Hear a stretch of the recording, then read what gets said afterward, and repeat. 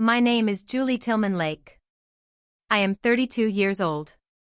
I am the founder and CEO of Athena Capital, a financial technology company that uses artificial intelligence to help people invest their money. We have 600 employees across 3 offices. We manage over $4 billion in assets. I own a penthouse in Dallas and a vacation home on the Gulf Coast. I have a fiancé named Brian Lake. I have built everything I have with my own 2 hands, and I have done it without any help from the people who were supposed to believe in me. And until recently, they did not know any of this. To understand how that is possible, you need to understand my family. Not the version my parents present to the world at church on Sunday or at the neighborhood cookout or at the family reunions where my mother likes to play the perfect mother and my father likes to play the wise patriarch. You need to understand who they really are. Because my sister Lily was the golden child, and I was the afterthought. That is the truth of my life, and it has shaped everything I have become. My father is Landon Tillman. He is 55 years old. He is a professional. He works as an accountant at a firm in Austin. He has worked there for 22 years. He has never been promoted. He has never been fired. He has never taken a risk of any kind. He is a man who goes to work every day, comes home every evening, and sits in his recliner until it is time to go to bed. He is not a bad father. He is not a good father. He is a father who checked out a long time ago and never checked back in. My mother is Wilma Tillman. She is 54 years old. She is a stay-at-home mother. She has never worked outside the home. She is the kind of woman who spends hours on her appearance, who cares deeply about what the neighbors think, who posts carefully curated photos on social media to make her life look perfect. She is not a bad mother. She is not a good mother. She is a mother who decided early on that Lily could do no wrong and that I would always have to earn my place. They met when they were 18. My father was working at a hardware store. My mother was hostessing at a restaurant in Austin. They got married a year later.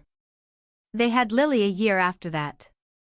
They bought a small house in Austin, the same house they still live in today. For 4 years, Lily was their only child. And in those 4 years, they created a monster. Lily was a demanding child from the moment she was born. My mother likes to tell the story of how Lily cried for 14 hours straight on her 3rd day of life.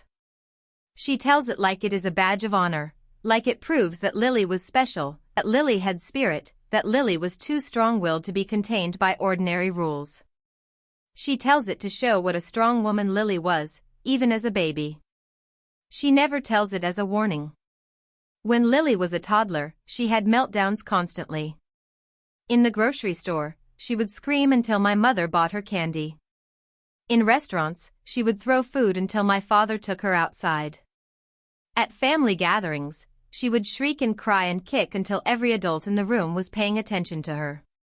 And my parents gave her what she wanted every single time. They did not discipline her. They did not set boundaries. They did not tell her no. They gave her whatever she wanted to make the screaming stop. My mother's family, the Coxes, watched this happen. My grandparents, my aunts, my uncles, my cousins. They saw what Lily was becoming. Some of them said something about it. My grandmother told my mother once that she was spoiling Lily, that she was creating a child who would never be able to handle disappointment. My mother did not speak to her own mother for 3 months after that. Then I was born. I was not a difficult baby. I slept through the night at 6 weeks. I ate whatever was put in front of me. I rarely cried. I was the kind of child that parents pray for. But in my family, being easy was not an asset. Being easy meant being ignored. My mother does not tell stories about me as a baby. There are no dramatic tales of 14-hour crying jags. There are no funny anecdotes about tantrums in the cereal aisle. I was quiet. I was good. I was forgettable. When I was 6 months old, Lily tried to roll me out of my crib. My mother was in the kitchen making dinner. My father was not home from work yet. Lily was 4 years old. She had decided that she did not want a baby sister anymore. She climbed onto a chair, pulled herself up to the railing of my crib, and pushed. She pushed my mattress. She pushed my blankets. She pushed me. I rolled toward the edge. I was about to fall onto the hardwood floor when my mother walked in and caught me. My mother screamed. She grabbed me. She put me back in the crib. She yelled at Lily. And then she told herself it was an accident. Lily did not mean it. Lily was just jealous. Lily was just adjusting to having a new sister. It was not Lily's fault. It was never Lily's fault. My father came home that night. My mother told him what happened. He said he would talk to Lily. He went into her room. He sat on her bed. He told her that pushing the baby was not nice. Lily cried. He hugged her. He told her she was a good girl. He told her she was his special princess. And that was the end of it. No consequence. No real discipline. No lesson learned. A few months later, my grandparents came to visit. They brought gifts. They brought me a stuffed rabbit. It was white and soft, with long floppy ears and a pink nose. I loved it immediately. I was too young to hold it myself, but my mother would lay it next to me in my crib, and I would stare at it and coo. Lily took it. She walked into my room when my mother was not looking, pulled the stuffed rabbit out of my crib, and hid it in her closet. My mother searched the whole house.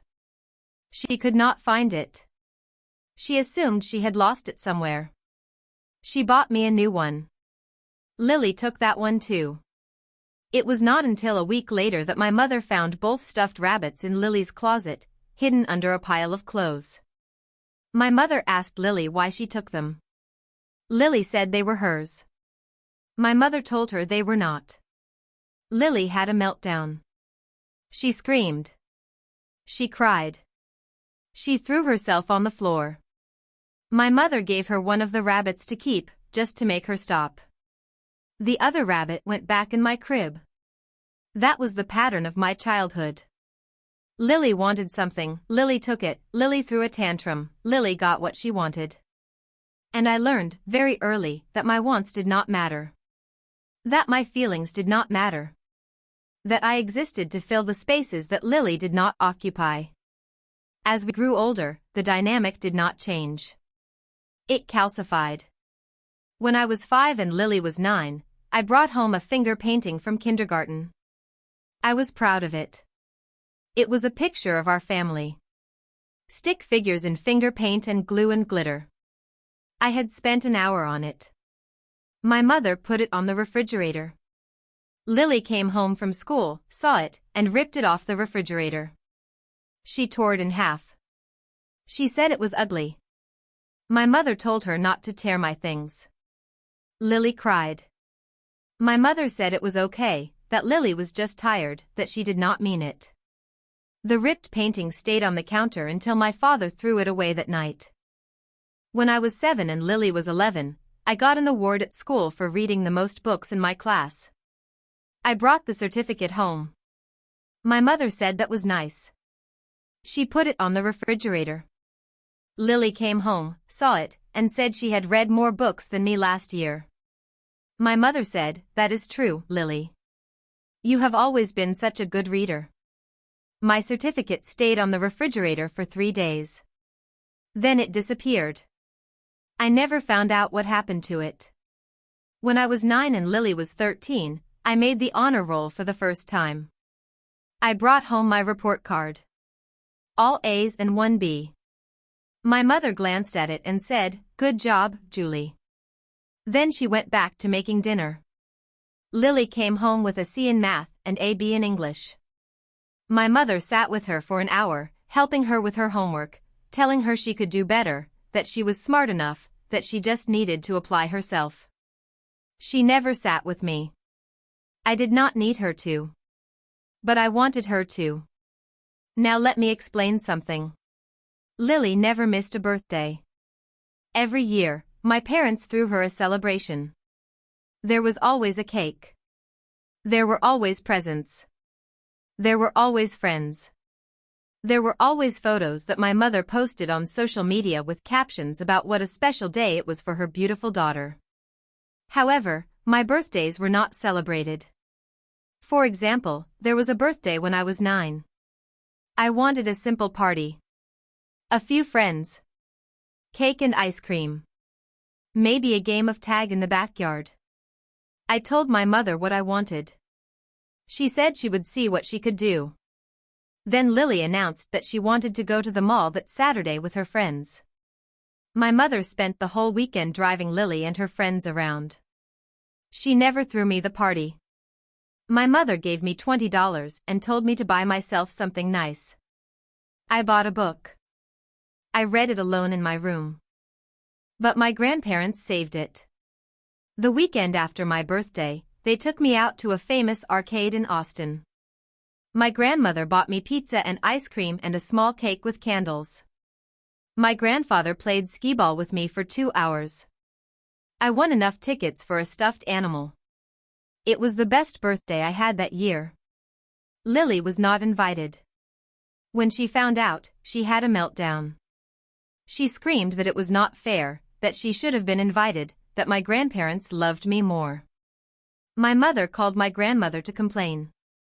My grandmother told her that maybe if she had thrown her own daughter a birthday party instead of driving Lily to the mall, there would not have been anything to complain about. My mother did not speak to my grandmother for a month after that.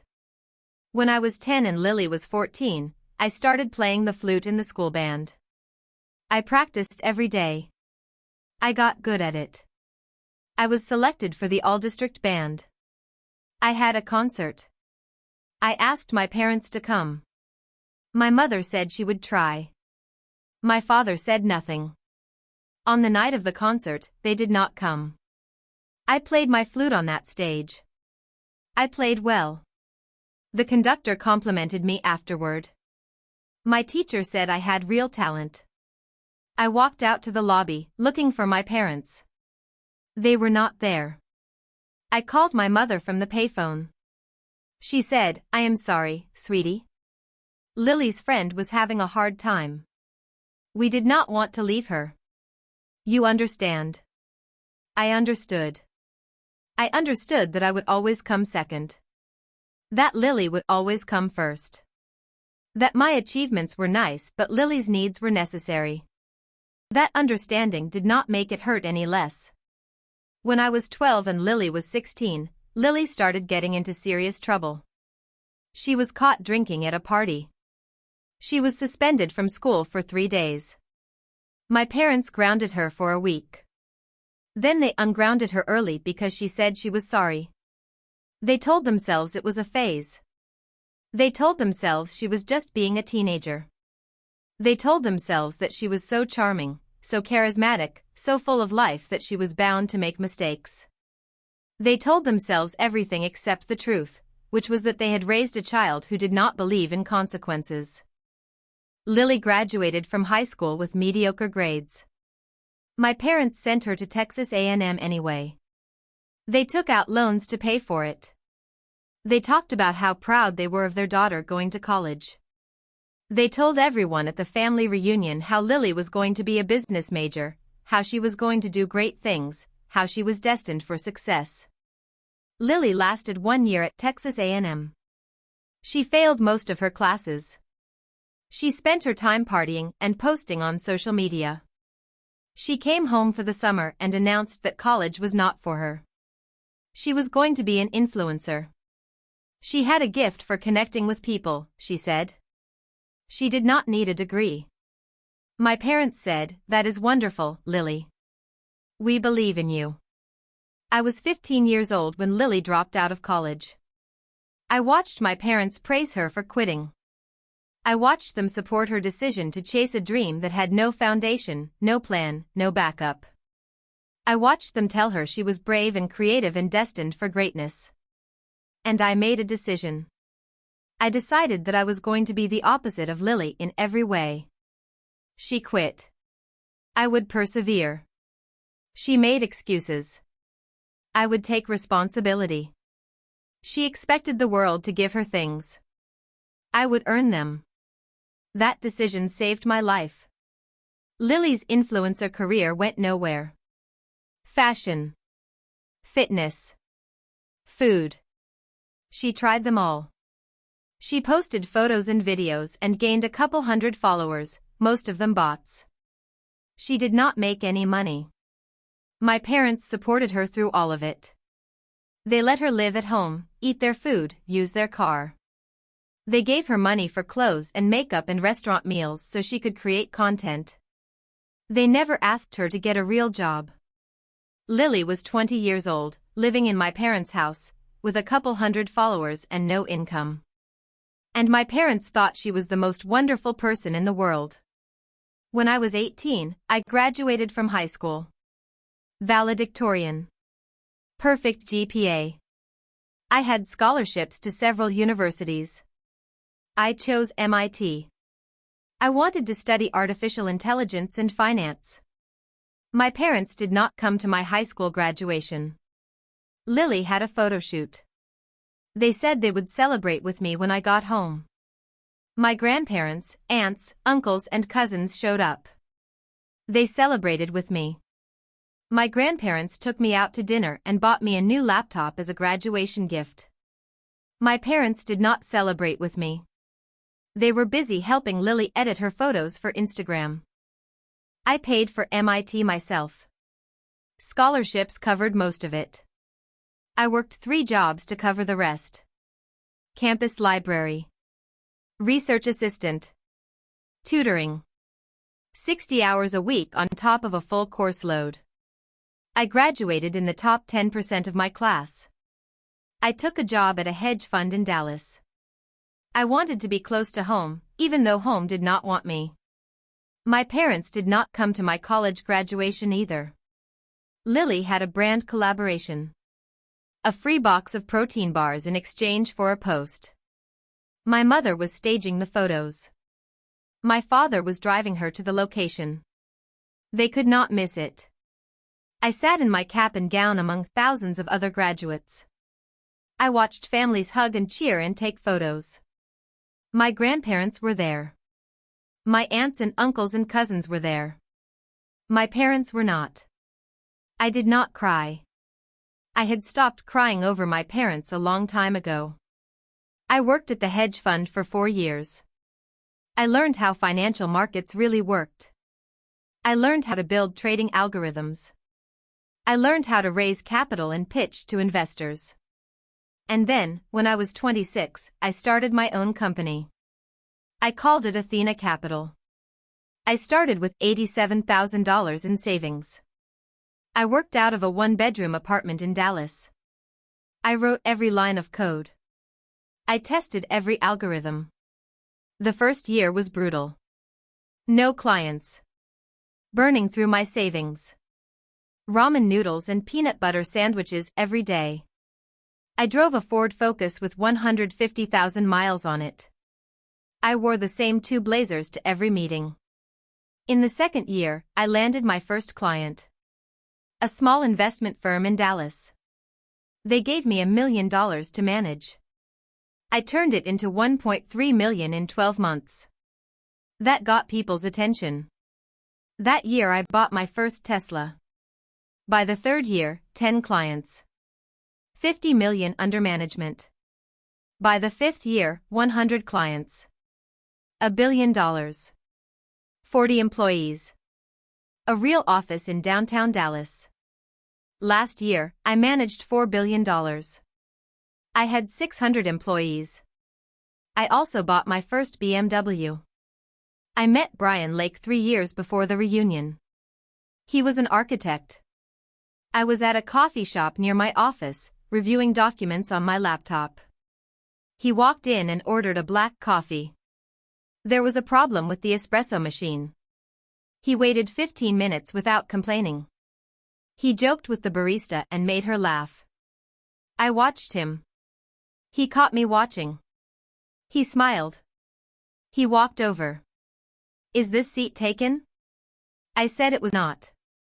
We talked for an hour. He told me about buildings. I told him about AI. He asked real questions. He wanted to understand.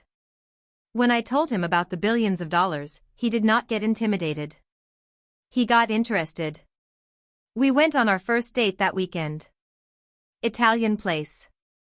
He wore a blue blazer and smiled too much. I wore a red dress and tried not to smile back. I failed. We talked for 3 hours. He paid the check. I offered to split it. He said, "You can get the next one." There was a next one. And a next one after that. Brian was different. Ambitious but not competitive. Confident but not arrogant. He celebrated my wins like they were his own. He held me when I lost. I told him about my family on our third date. Lily. The golden child dynamic. The years of being invisible. He listened. He did not offer solutions. He did not tell me to forgive them. When I was done, he said, "That must have been really hard." It was the first time anyone had said that to me and meant it. He proposed 2 years later. Saturday night. My penthouse. Candles and flowers and champagne. He got down on one knee and asked me to marry him. I said yes before he finished the sentence. My parents did not know any of this. They were too busy helping Lily plan her next content series. Lily was 35 years old, living in their basement, with a couple hundred followers and no income. I had not told my parents about my success. Not because I was hiding it, but because they had never asked. Every time I called home, the conversation was about Lily. Lily's new content idea. Lily's new collaboration. Lily's new strategy for growing her audience.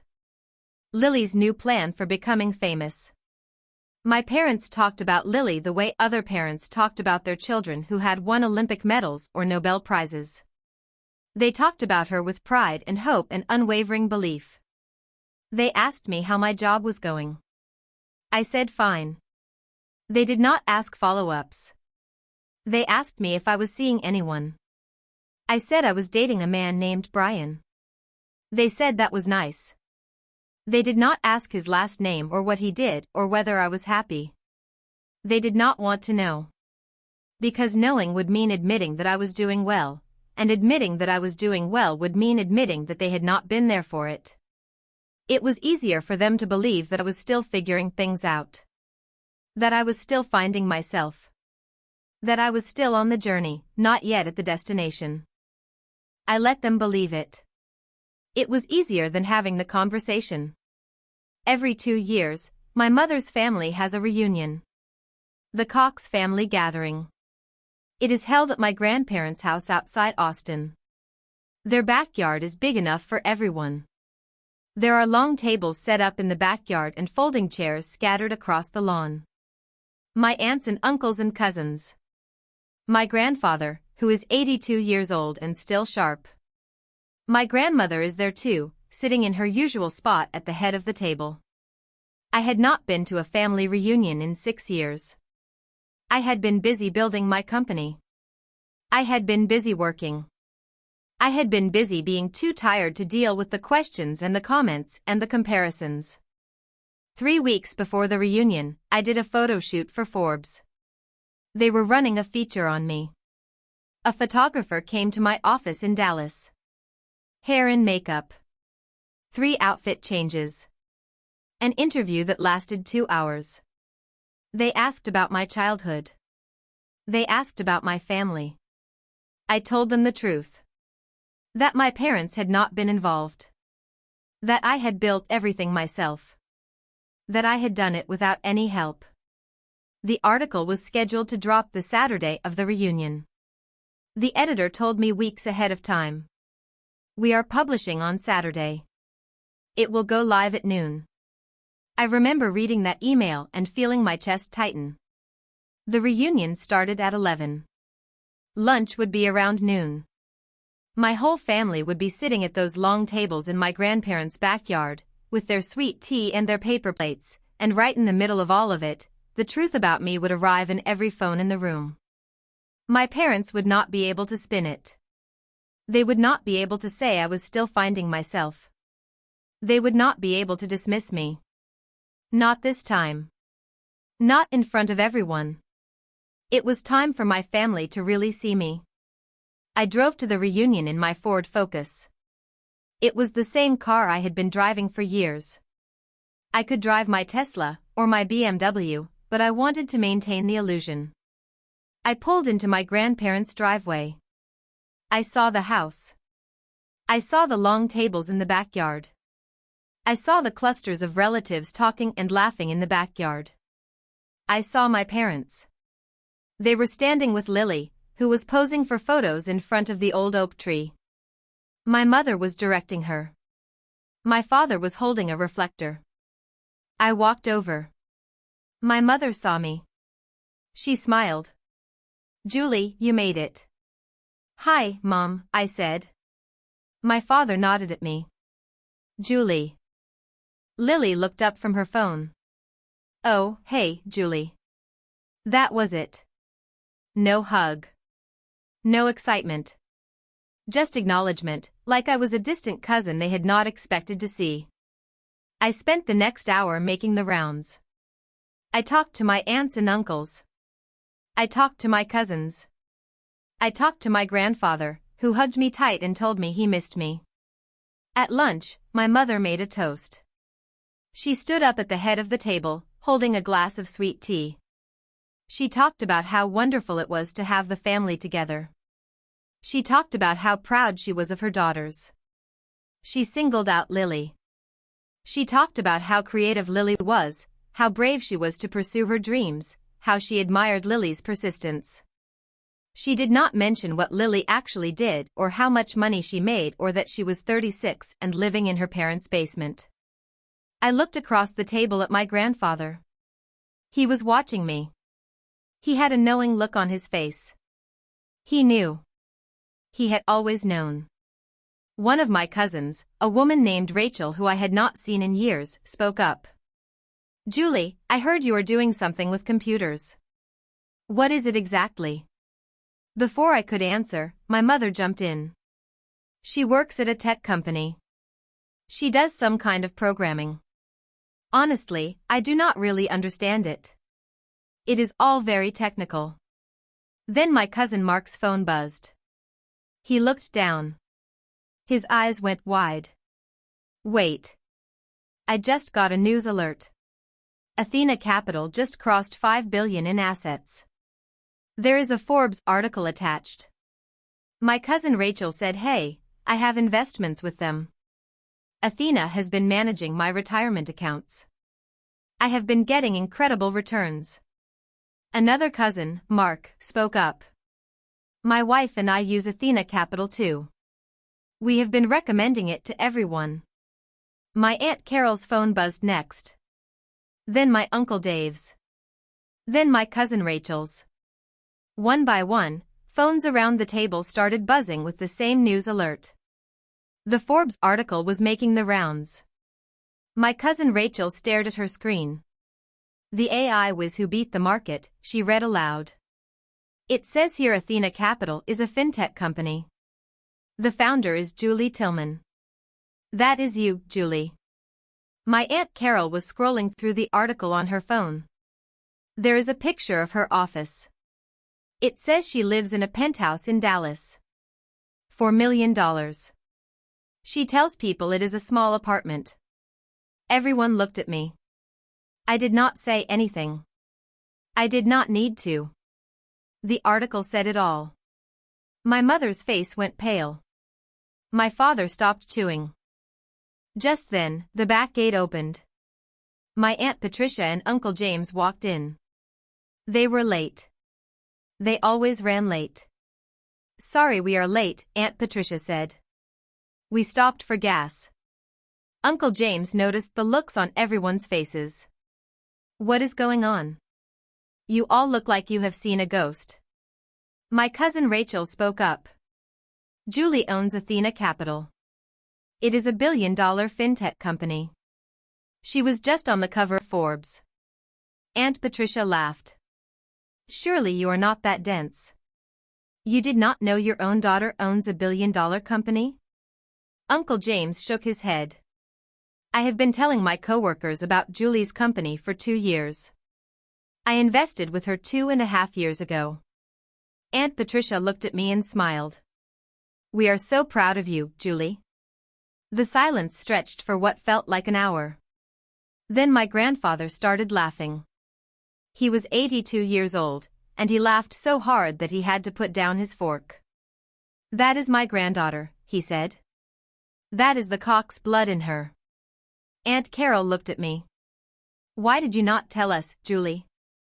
All this time, and you never said a word. I tried, I said. But every time I tried, someone told me I was still finding myself. That I was just getting by. My mother was gripping the edge of the table. Her knuckles were white. Lily had been staring at her phone since the alerts started. Her face had gone through a dozen changes in as many seconds. She finally looked up at me. Her eyes were red. This is not fair, Lily shouted. Her voice was shaking. I'm the influencer. I'm the firstborn. I'm the successful one. Lily stood up. Her chair scraped against the stone beneath her. I have been working so hard, she shouted. Her voice was getting louder. I have been trying so hard. I have sacrificed everything. And you just built a company in your spare time and now you are a billionaire? Lily, my mother said. Sit down. Let us talk about this. No. Lily shouted. She was crying now. No. This is not fair. She does not deserve this. She never worked as hard as me. She never struggled like me. She never had to fight for anything. I looked at my sister. 36 years old. Living in our parents' basement. A couple hundred followers. No income. No savings. No skills. No plan. You dropped out of college to become an influencer, I said. You have been living in mom and dad's house for 16 years. You have never held a real job. You have never paid a bill. You have never been responsible for anything. And you want to talk about who deserves what? Lily picked up her glass of sweet tea and threw it at me. I dodged. The glass hit the table behind me and shattered. Sweet tea splashed across the tablecloth and onto my Aunt Carol's dress. Lily, my mother screamed. Lily was full-on sobbing now. Her face was red. Her mascara was running. Her carefully curated image had completely fallen apart. You ruined everything, she screamed. You ruined my life. You always had to be better than me. You always had to show me up. I did not show you up, I said. I just lived my life. You are the one who compared us. You are the one who made it a competition. I was just trying to survive. Lily turned and ran across the yard. My mother ran after her. My father stood up, looked at me with an expression I could not read, and walked after them. The backyard was silent. My grandfather cleared his throat. Well, he said. That was a long time coming. People started talking. Murmuring. Whispering. A few of my cousins came up to me and congratulated me. A few of my aunts hugged me and said they had always known I would do something special. My Uncle Carl asked if I could help him with his investment portfolio. I answered their questions. I smiled. I shook hands. But my mind was elsewhere. An hour later, I was packing up to leave when my parents came back. They were alone. Lily was not with them. Julie, my mother said. We need to talk. I leaned against my car. Talk. Lily is very upset, my mother said. She is having a hard time processing this. I imagine she is, I said. You should have told us, my father said. We had no idea you had built all of this. Would you have listened? I asked. Every time I tried, you told people I was still finding myself. You did not come to my MIT graduation. You did not come to my college graduation. You never asked about my company. You were not interested in my success. You were interested in Lily's failure, because her failure made you feel needed. That's not fair, my mother protested. We loved you both equally. The hell you did. I shouted. You have always favored Lily. Dad's princess. Your pride. I remember the forgotten birthdays, the favoritism. So don't stand here and tell me you loved us equally. We want to make it right, my father said. We want to be part of your life. We want to see your office. We want to be involved. Why? I asked. Because I have money now? Because I am successful? Because I am on the cover of Forbes? Where were you when I was eating ramen noodles and working 80 hours a week? Where were you when I was struggling? We did not know you were struggling, my mother said. You never told us. You never asked, I said. You never asked because you did not want to know. Because knowing would have meant admitting that you were not there for me. I opened my car door. Julie, my mother said. Please. Do not walk away from this. I got into my car. I started the engine. I rolled down the window. You want to be part of my life? I asked. Then start by being honest with yourselves. Until then, I have nothing more to say. I drove away. I drove back to Dallas that evening. I did not cry. I did not scream. I felt nothing except a deep, quiet relief. I had spent 32 years trying to earn something my parents were never going to give me. And now I had finally stopped trying. A few weeks later, my father called me. I almost did not answer. But I did. We need help, he said. Your mother and I. We are in debt. We borrowed money to help Lily. We took out loans. We have credit card debt. We are behind on the mortgage. We are going to lose the house. I listened. I did not interrupt. We do not need much, he said. Just enough to get us current. Maybe $50,000.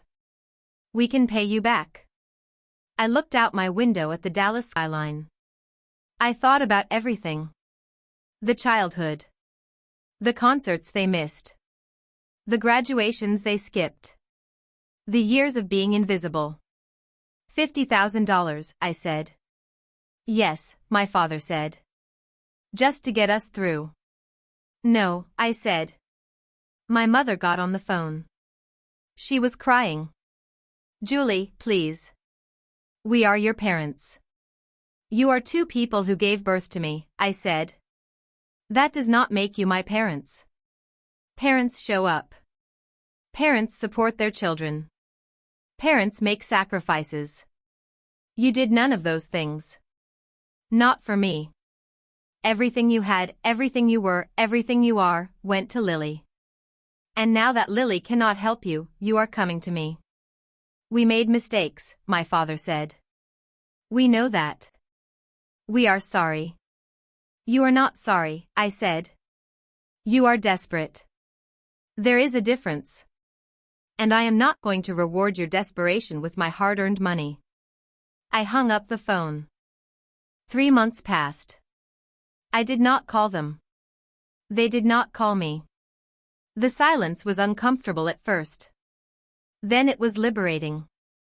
I found out through my cousin Rachel that Lily had moved out of my parents' house 2 weeks after the reunion. She had thrown another tantrum when my parents told her she needed to get a job. She blamed them for embarrassing her at the reunion. She blamed me. She blamed everyone except herself. She stormed out and moved in with a friend. The friend had kicked her out after 2 weeks. She had moved in with another friend. That had lasted a month. She had burned through whatever money she had. She had tried to get a job at a retail store. She had been fired after a week for not showing up on time. She had tried to get a job at a restaurant. She had quit after 3 days because the work was too hard. Lily's life was spiraling. Without my parents' money and support, she had nothing to fall back on. She had no skills. She had no work ethic. She had no resilience. She had spent 36 years being protected from consequences, and now the consequences were hitting her all at once. My parents sold their house. They could not afford the mortgage. They moved into a small apartment across town. My father picked up extra shifts at work. They were struggling. For the first time in their lives, they were truly struggling, and they did not have a successful daughter to bail them out. They called me once. It was my mother. She was crying. She said they were sorry.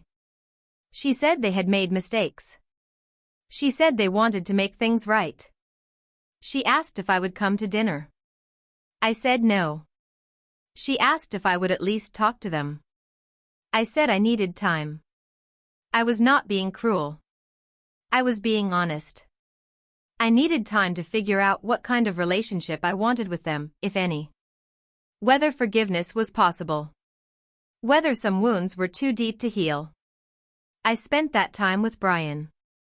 He was my anchor. He never pushed me to reconcile. He just loved me and waited for me to figure it out. We got married on a Saturday in June. A garden venue outside Dallas. White flowers and string lights. 50 people. Friends and colleagues. My grandfather walked me down the aisle. He was 83 years old and still sharp. He held my arm and whispered, "Your grandmother is so proud of you." I cried when I saw Brian at the altar. He cried when he saw me. When the officiant said we could kiss, Brian picked me up and spun me around. Everyone laughed. Everyone cheered. It was the happiest day of my life. Rachel was there. Mark and his wife were there. My grandparents were in the front row. My grandfather danced with me at the reception. He told me I reminded him of my grandmother. He said that was the highest compliment he could give. I thought about my parents during the reception. I wondered if they even knew I had gotten married. I had not told them. I had not told anyone on that side except my grandfather. He had spread the word. They all knew. None of them had reached out. That told me everything I needed to know. Brian and I bought a house in Dallas. We talked about children. About traveling the world. About growing old together. My company continued to grow. $5 billion in assets.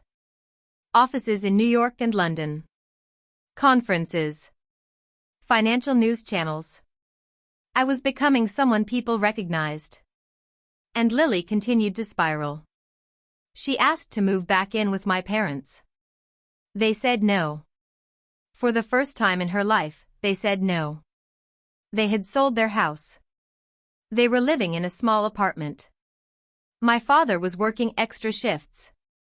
They had spent 36 years making Lily their priority, and it had cost them everything. They were not going to let it cost them the rest. Lily tried to restart her influencer career. A comeback video. It got 12 views. A course on how to become an influencer. 0 copies sold. A marketing agency. No callback. She reached out to me on social media. Long and rambling. She was sorry. She was struggling. She needed help. Could I give her a job? Could I give her money? She would pay me back. She had changed. I did not respond. I thought about giving her a chance. But I knew Lily. She was not sorry. She was desperate. She was looking for the next person to bail her out. I was not going to be that person. Not anymore. My parents were stuck. They could not help Lily anymore. They had spent their whole lives pouring into a child who gave nothing back. My cousin Rachel kept me updated. Lily tried a department store. Quit after 3 days. She was burning through what little money she had left. Still blaming everyone except herself. Still spiraling. I thought about all of this sometimes. The childhood. The parents who did not show up. The sister who took everything. The years of being invisible. And I thought about where I was now. Successful. Happy. Loved. I did not need my parents' approval.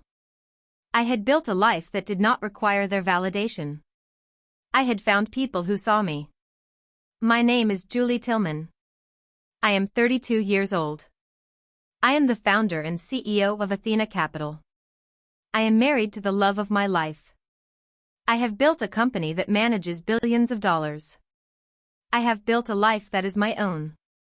My sister Lily is 36 years old. She works at a fast food restaurant. She lives in a cheap apartment on the bad side of town. Roaches in the kitchen. Thin walls. She can hear her neighbors through the walls. She has no career. She has no plan. She is the golden child who finally lost. My parents are in debt. They are living in an apartment.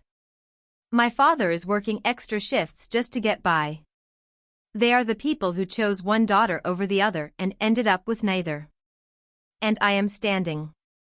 I am standing because I chose to work. I chose to persevere. I chose to build something instead of waiting for someone to give me something. I do not hate my parents. I do not hate my sister. Hate takes too much energy. I have better things to do with my time. I pity them. I pity the choices they made. I pity the life they chose. I pity the fact that they had a daughter who loved them, who wanted their approval, who would have done anything to make them proud, and they threw it all away because they were too busy protecting a child who never deserved their protection. That is not bitterness. That is truth. And truth is the one thing my family never had enough of.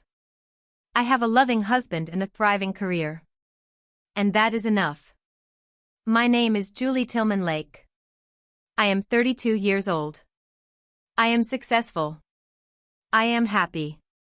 I am free. And I did it all without them. Please like and subscribe for more stories about life, choices, and the people who shape us.